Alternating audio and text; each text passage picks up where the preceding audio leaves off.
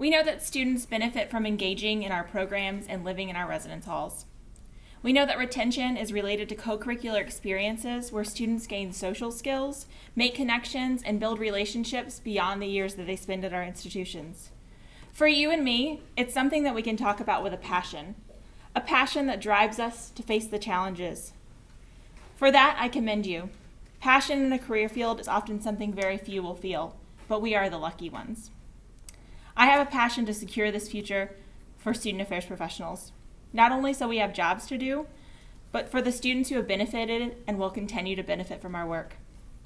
My plan is based on an acronym, because everybody knows student affairs professionals love acronyms. I chose the word students. First, for obvious reasons. It's important to remember who we are serving. And second, because it is a word, and without each letter, it would not be complete, thus demonstrating the importance of the pieces of the puzzle. I will begin with S. S stands for services. Providing relevant and useful services to students who are at our institutions now, as well as the students who will be here in a few years, is imperative to our work.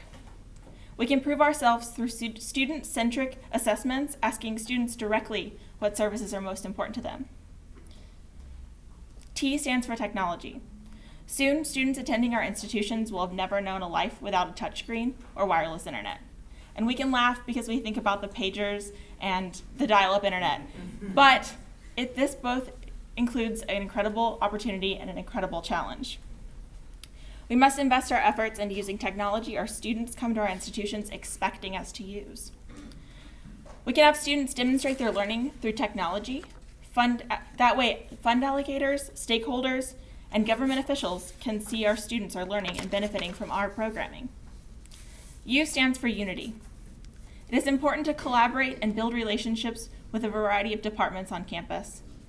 We must realize that we're here for one reason: to serve students.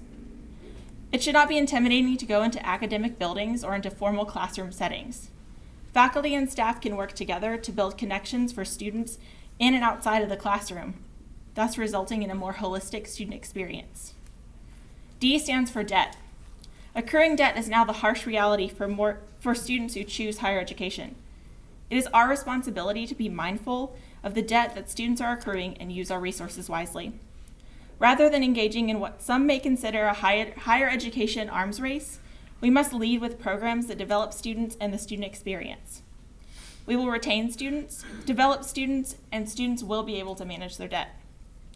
We must be part of the conversation when it comes to funding and student debt, because it directly affects what we can do and how we can prove ourselves in our field. By providing the student experience and building relationships that students cannot put the true value on, that's how we can secure our future.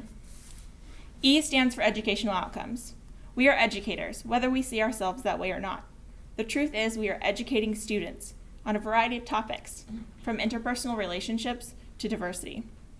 In order to prove ourselves, it is important to demonstrate that we are helping students with learning and development in tangible and concrete ways.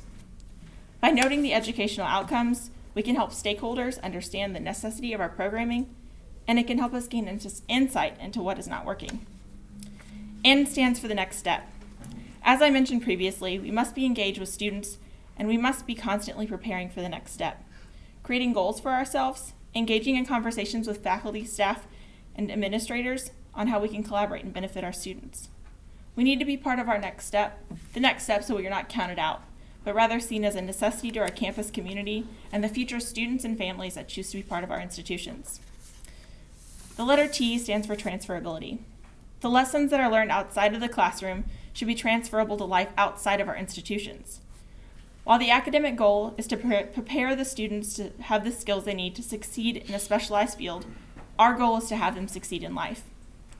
We must make sure that what we are teaching the students lead to better lives for them after they leave our institutions. And finally, the letter S, which stands for self-care.